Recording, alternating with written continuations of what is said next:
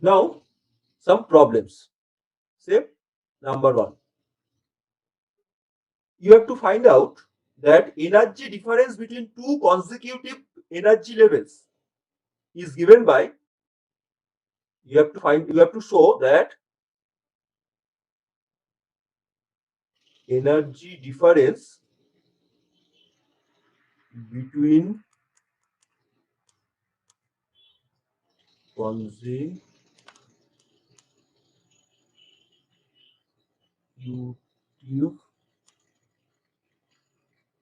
energy levels is delta E equals to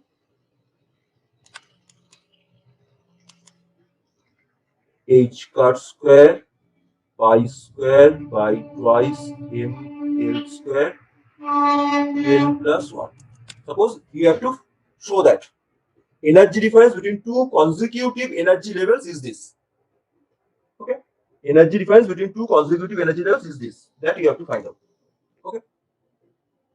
Now you observe generally we have written energy in terms of n square h square by 8 ml square. But here it is written in terms of h cut. Okay, do that. So expression of energy initially how we have written energy h cut square k square by 2m. Remember that's how we have defined, because k square was twice me by h cut square. We have assumed k square is a quantity which is twice me by h cut square. Therefore, energy is h cut square k square by 2m. Now, what we have done let me show you. What we have done, we have put the values of h cut, we have put the value of k, and so that we get En is n square h square by 8m square. But in this particular case, it is not written in terms of h, rather h cut. So we are writing it in terms of h cut. What we'll do, you observe k is not here, rather l is there. So put the value of k is n pi by l. So it will be h cut square, k square is, instead of k square, n square pi square by 2m l square. This is the expression of En. Get my point? I have only put the value of k square. K square is n square pi square by l square. That's all. So this is the expression of En. That means energy corresponding to a particular energy level. Energy corresponding to a particular energy level. That means if you have n equals to 1, ground state, we can put n equals to 1 so that we get h cut square pi square by twice ml square. Similarly, n equals to 1, etc. We can get the value of En. Now the question is, for two consecutive energy levels, what is the difference? So this is for any energy level En. So what will be the energy for an energy level which is just above En? That means if En is for n equals to 3, then En plus 1 will be n equals to 4. So just above this energy level En, the energy will be En plus 1. So how can I write? Instead of n, now we'll write n plus 1. So it will be n plus 1 square h cut square pi square by 2ml square, isn't it? Instead of n, I am writing n plus 1. So this is our expression. So what is the difference? Difference between these two, En and En plus 1. What will be the value difference? So it is n plus 1 square minus n square h cut square pi square by 2ml square. What we get? N square cancelled out. 2n plus 1 h cut square pi square by 2ml square. That was the question. So this one. So this, the energy difference between two consecutive energy level is this. Or if the same question was asked in terms of h, that means instead of h cut, we now want to write it in terms of h only. Then what was our energy? En is n square h square by 8 ml square. Therefore, En plus 1 square h square by 8 ml square. Therefore, delta E En plus 1 minus En, it will be 2n plus 1 a square by 8n. So whether you have written it in terms of H or H cut, you know how to answer it. That is the energy difference between two consecutive energy levels. So problem 1, please write down the minimum energy possible for an electron trapped in a one-dimensional infinite potential well is 5 electron volt.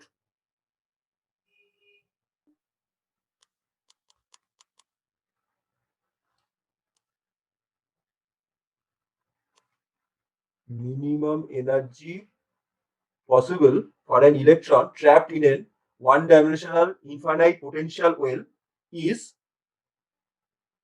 5 electron volt. What are the energies? What are the energies corresponding to next three energy levels? So we know En equals to n square h square by 8 ml square, which can be written as n square of E1, because E1 is h square by 8 ml square. When n equals to 1, that is the ground state energy level. Now, according to this question, this E1 is supplied. Ground state energy level is actually supplied. The energy corresponding to ground state is supplied. That is the minimum possible energy level. So that is given. Now you have to estimate the energy for next three energy levels. Next three means this is for n equals to 1, which is supplied. So next three means n equals to 2, 3 and 4. So n equals to 2 means E2. E2 means 2 square E1. That is 4 into 5. N equals to 3. E3. That is 3 square E1. 9 into 5. 45 electron volt, and n equals to 4, that is E4, that is 4 square E1. These are the energy values. Simple, easy. Next one. So problem 2. Question is a two-part question. First part asks you find out the energy difference. Find out the energy difference between the ground state and fast excited state of an electron moving in a one-dimensional potential box of length 1 angstrom. Second part, also calculate the frequency of the excited radiation due to this transition. Either they will ask you to find out the frequency or wavelength. Here I am going to discuss both, so that whatever be the question, you know how to answer it. Okay, so one by one. So first, we have to find out the energy difference between ground state and fast excited state of an electron moving in a one-dimensional potential box of length 1 angstrom. That means what is given? The given thing is that the particle is an electron. That means we know its mass. We know the mass of the electron. So mass is 9.11 into the power minus 31 kg, because it is the mass of the electron. That is known, because mass will be required for energy, and the separation between the two walls is also given. Length of the potential box is 1 angstrom, that is supplied. That means it is 10 to the minus 10 meter. These are our given data. Next, what we have to find out? We have to find out the energy difference between ground state and fast excited state. So ground state means E1. So E1 is, we know it is h square by 8 ml square.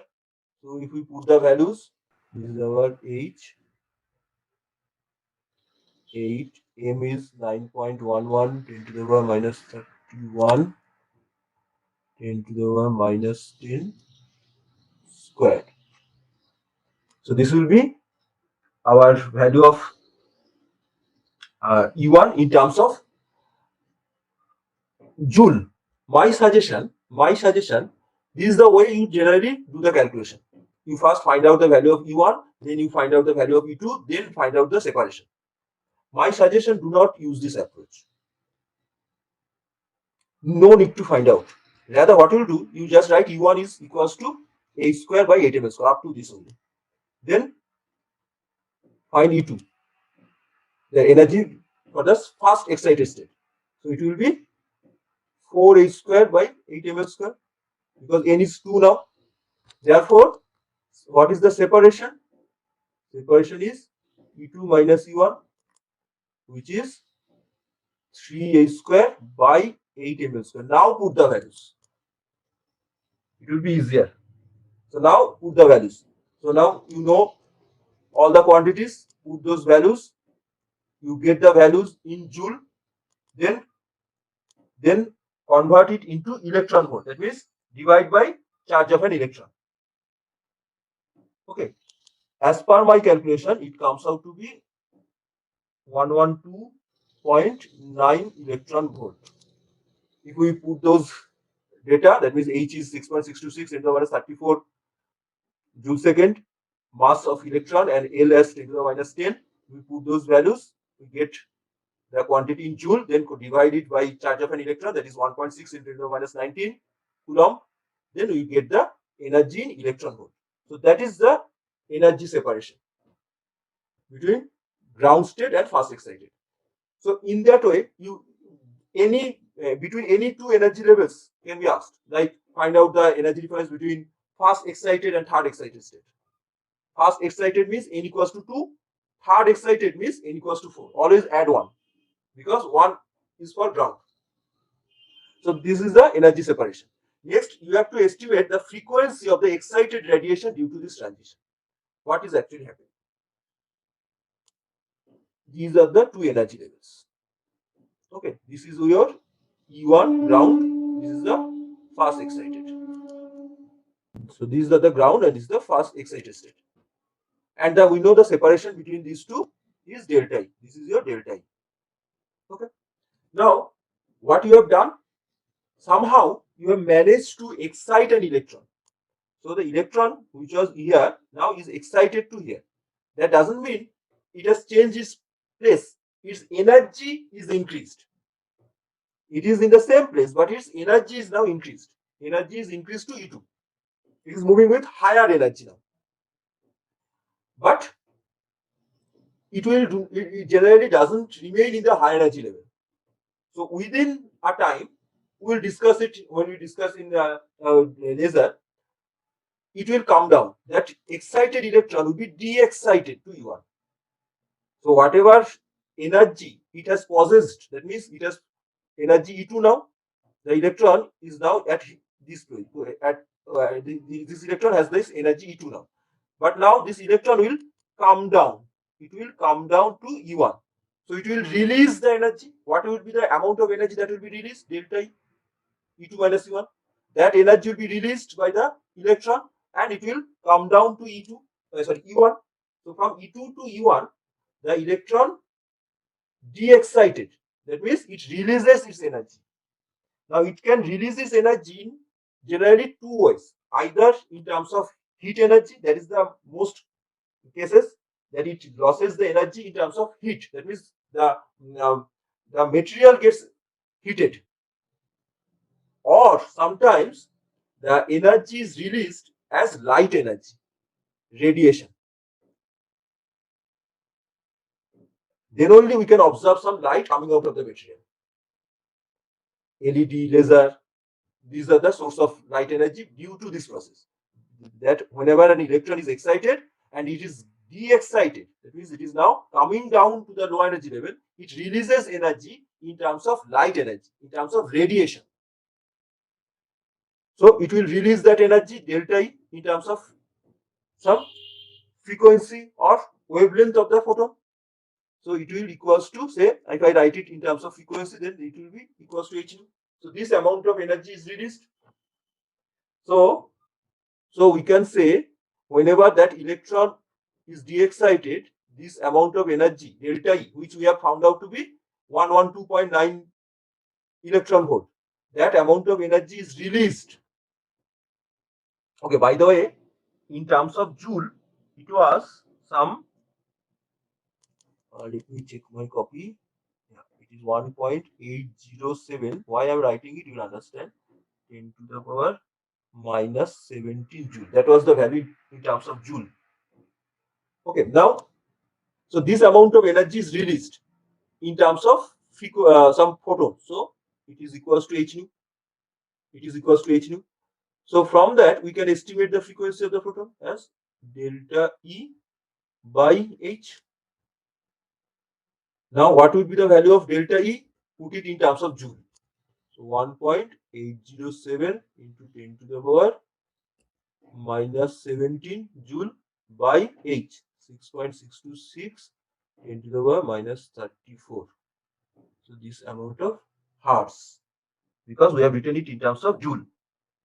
So this is almost 73 10 to the power 4 terahertz. This amount of terahertz.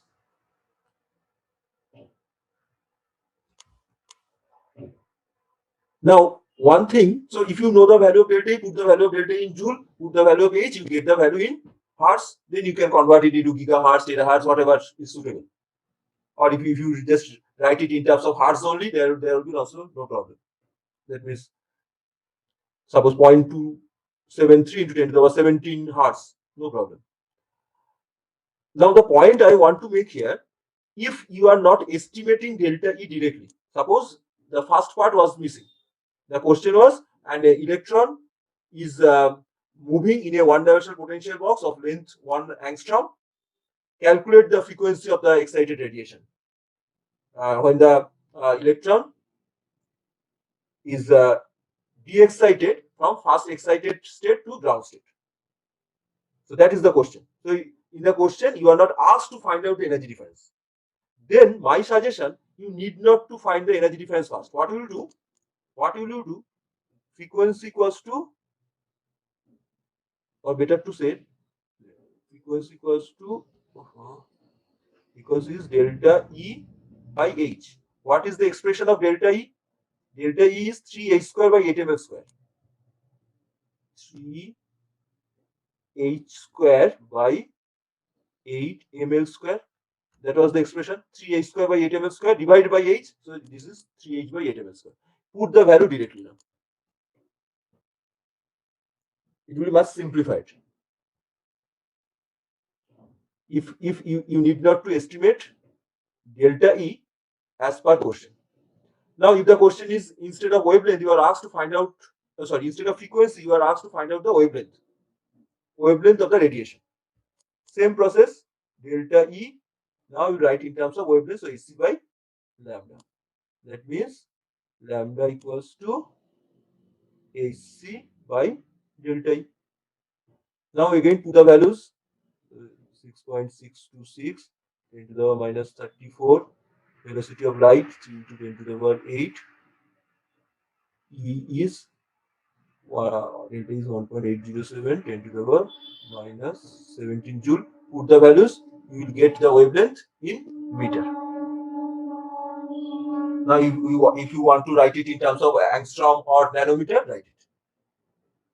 So that is the way you can find out the frequency or wavelength of the photon, which is de-excited from higher energy level to lower energy level. Because whatever energy is released, we are assuming that is in terms of light energy.